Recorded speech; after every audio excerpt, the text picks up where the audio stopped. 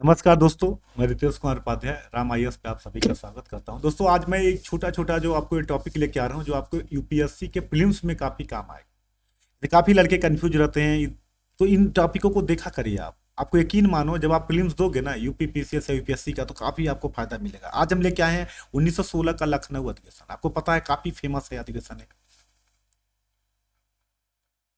लखनऊ अधिवेशन। थोड़ी राइटिंग हमारी गड़बड़ है, इसलिए आप लोग आराम से देखा करिएगा। यहाँ ये है कि कंटेंट में आपको कोई कमी नहीं पाएगी, फिर आप चाहे कुछ भी करो।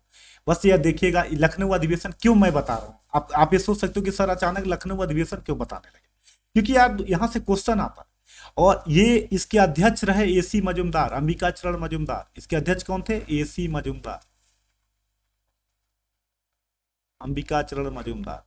ये यूनिक क्यों है कि देखो क्या था कि 1907 में सूरत में कांग्रेस का विभाजन हुआ और उग्रवादियों को, जो गरम दल के लोग थे, लाल बाल पाल, लाल का मतलब क्या है? लाला लाजपत राय। बाल का मतलब क्या है? बाल गंगाधर तिलक।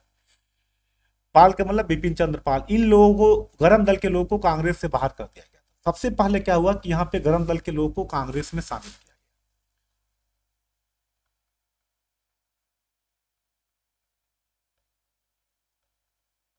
लोगों को शामिल किया गया। दोस्तों, इससे ज्यादा सबसे बड़ा जो इंपॉर्टेंट पॉइंट मैं बताने जा रहा हूं वो क्या है कि इसी में कांग्रेस और मुस्लिम लीग समझौता हुआ। कांग्रेस मुस्लिम लीग पैक्ट, कांग्रेस मुस्लिम लीग पैक्ट, एक समझौता हुआ। और यहां पे कांग्रेस ने ये समझौता याद रखिए। प्रीलिम्स में यूपी पीसीएस में काफी इस तरह क्वेश्चन पूछते हैं। इनमें दो लोगों की बड़ी भूमिका रही, एनी बेसेंट और तिलक की। इस समझौते को कराने में एनी बेसेंट और तिलक की काफी महत्वपूर्ण भूमिका रही। और इसके विरोध में जो किए थे, मदन मोहन मालवीय विरोध कर रहे थे। उनका मानना था कि मुस्लिम लीग को ज्यादा तवज्जो दी जा रही है। तो याद रखिएगा, मदन मोहन मालवीय जैसे कुछ वरिष्ठ लोग इसका विरोध कर रहे थे, लेकिन तिलक ने कहा कि हमें कोई फर्क नहीं पड़ता। तिलक ने एक बड़ा शानदार स्पीच दिया कि अगर मुस्लिम को भी स्वशासन दे दिया जाए तो भी हमें कोई दिक्कत नहीं है, हमारे किसी भी भाई को मिलता है, हमें कोई दिक्कत नहीं। तो यहाँ पे सबसे बड़ा इम्पैक्ट क्या था कि 1909 में जो अंग्रेजों ने सांप्रदायिकता की चाल चली थी और मुस्लिम लीग को, जो हम कहते हैं, पृथक निर्वाचन क्षेत्र प्रदान किया गया था, सेपरेट इलेक्टोरल कॉलेज। याद रखिएगा, पाकिस्तान की न्यू इसी को कहते हैं। अब पूछेंगे दोस्तों, सेपरेट इलेक्टोरल कॉलेज क्या है? तो एक ऐसी निर्वाचन की व्यवस्था है जहां पे वोटर भी मुस्लिम होंगे और लीडर भी मुस्लिम होंगे। मतलब दोनों वोटर और लीडर कौन होंगे? मुसलमान।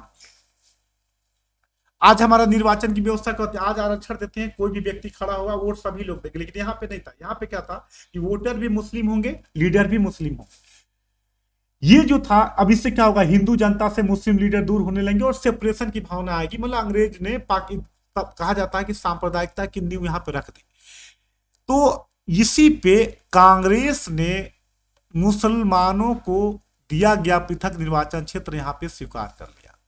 हिंदू मुस्लिम एकता के लिए इसको स्वीकार कर लिया गया। मुस्लिम की तरफ से मोहम्मद अली जिन्ना एक बड़ा रोल प्ले कर रहे थे। और कांग्रेस मुस्लिम लीग पैक्ट का मतलब है, कांग्रेस लीग पैक्ट का मतलब कि कांग्रेस ने, ये विवाद का भी विषय है, आगे बड़ा विवाद भी रहता है इसको, कि कांग्रेस ने अपीजमेंट की पॉलिसी अपनाई, तुष्टिकरण की नीति अपनाई, लेकिन कांग्रेस ने हिंदू मुस्लिम एकता के लिए मुसलमानों को दिए गए पृथक निर्वाचन क्षेत्र को स्वीकार कर लिया। ये दूसरा मुद्दा रहा।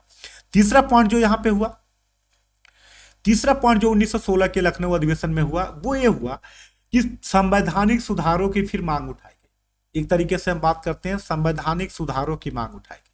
दोस्तों, जो सबसे इंपॉर्टेंट पॉइंट मैं बताने जा रहा हूं, जिसको बड़ा ध्यान से सुनिएगा, संवैधानिक सुधारों की मांग उठाई।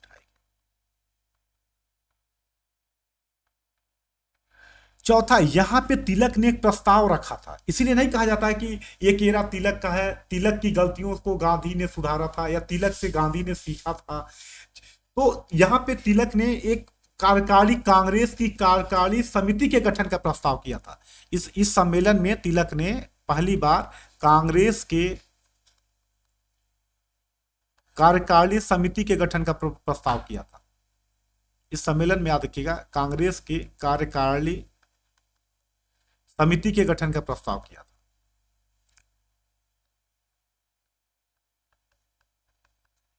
गठन का प्रस्ताव किया था, लेकिन इसको अस्वीकार कर दिया गया, इसको स्वीकार नहीं किया गया। और बाद में याद रखिए, गांधी असहयोग आंदोलन के दौरान गांधी जी कार्यकारिणी कांग्रेस का कार्यकारिणी समिति गठित करते हैं जो कार्य करेगी। तो जो तिलक ने नहीं किया, जो तिलक ने विचार दिया, गांधी ने उसको पूरा किया था।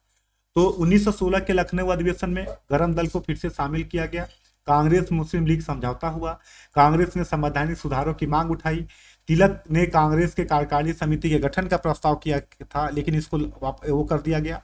और जो दो चौथा पॉइंट था वो ये था कि यहीं पे बिहार के किसान नेता राजकुमार शुक्ला आए थे और उन्होंने गांधी को चंपारण आने का निमंत्रण दिया था कि मिस्टर गांधी आप चंपारण आइए और आके मामले को जो किसानों के तिनकठिया प्रथा का मुद्दा था उसको दूर करने की कोशिश करिए। तो ये आपका 1916 का लखनऊ अधिवेशन है जो जो कांग्रेस के अधिवेशनों में काफी महत्व रखता है और यहाँ से एक दो क्वेश्चन पूछा जाता है।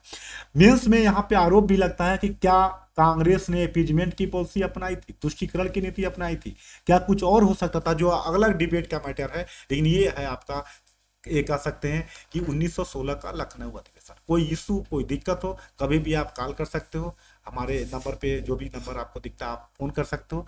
और जो हम टेस्ट सीरीज चालू कर रहे हैं उसको आप ज्वाइन कर सकते हो। ये है लखनऊ अधिवेशन।